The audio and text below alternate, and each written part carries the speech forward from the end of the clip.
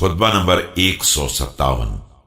آپ علیہ السلام کے خطبے کا ایک حصہ جس میں لوگوں کو تقوی پر آمادہ کیا گیا ہے۔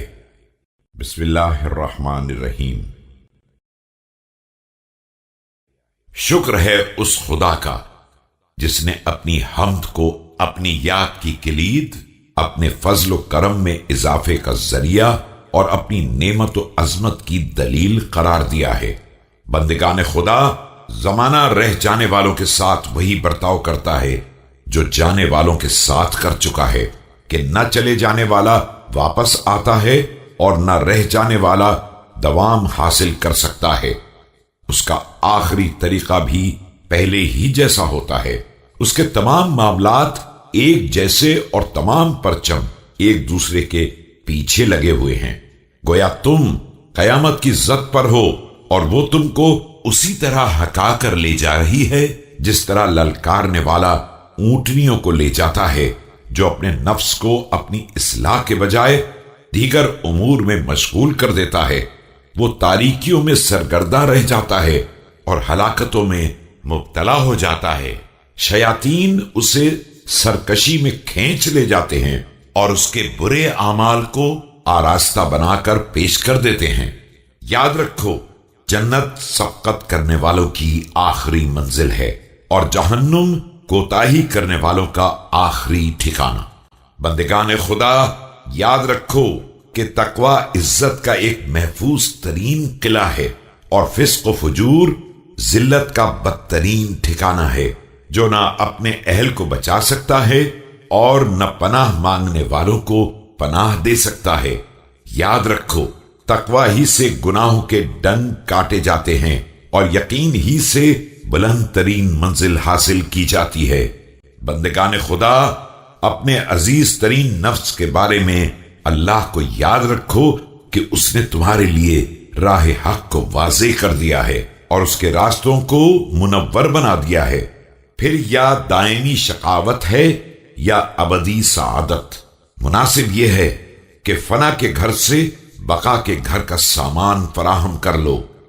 زاد راہ تمہیں بتا دیا گیا ہے اور کوچ کا حکم دیا جا چکا ہے اور سفر پر آمادہ کیا جا چکا ہے۔ تم سر راہ ٹھہرے ہوئے قافلے کے مانند ہو جسے یہ نہیں معلوم ہے کہ کب حکم سفر دے دیا جائے گا۔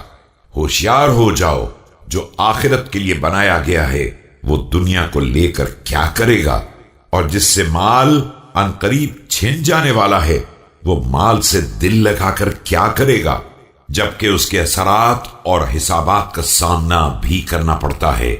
بندگان خدا یاد رکھو، خدا نے جس بھلائی کا وعدہ کیا ہے اسے چھوڑا نہیں جا سکتا ہے، اور جس برائی سے روکا ہے اس کی خواہش نہیں کی جا سکتی ہے۔ بندگان خدا، اس دن سے ڈرو جب اعمال کی جانچ پڑتال کی جائے گی اور زلزلوں کی بہتات ہوگی کہ بچے تک بوڑھے ہو جائیں گے۔ یاد رکھو اے بندگان خدا کہ تم پر تمہارے ہی نفس کو نگراں بنایا گیا ہے اور تمہارے اعضاء و جوارح تمہارے لیے جاسوسوں کا کام کر رہے ہیں، اور کچھ بہترین محافظ ہیں جو تمہارے اعمال اور تمہاری سانسوں کی حفاظت کر رہے ہیں۔ ان سے نہ کسی تاریک رات کی تاریکی چھپا سکتی ہے اور نہ بند دروازے ان سے اوجھل بنا سکتے ہیں، اور کل آنے والا دن آج سے بہت قریب ہے۔ آج کا دن اپنا ساز و سامان لے کر چلا جائے گا اور کل کا دن اس کے پیچھے آ رہا ہے۔ گویا ہر شخص زمین میں اپنی تنہائی کی منزل اور گڑھے کے نشان تک پہنچ چکا ہے۔ ہائے وہ تنہائی کا گھر، وحشت کی منزل اور غربت کا مکان، گویا کہ آواز تم تک پہنچ چکی ہے اور قیامت تمہیں اپنے گھیرے میں لے چکی ہے، اور تمہیں آخری فیصلے کے لیے قبروں سے نکالا جا چکا ہے، جہاں تمام باطل باتیں ختم ہو چکی ہیں اور تمام ہیلے بہانے کمزور پڑ چکے ہیں، حقائق ثابت ہو چکے ہیں اور امور پلٹ کر اپنی منزل پر آ گئے ہیں۔ لہذا عبرتوں سے نصیحت حاصل کرو، تغیرات زمانہ سے عبرت کا سامان فراہم کرو، اور پھر ڈرانے والے کی نصیحت سے فائدہ اٹھاؤ۔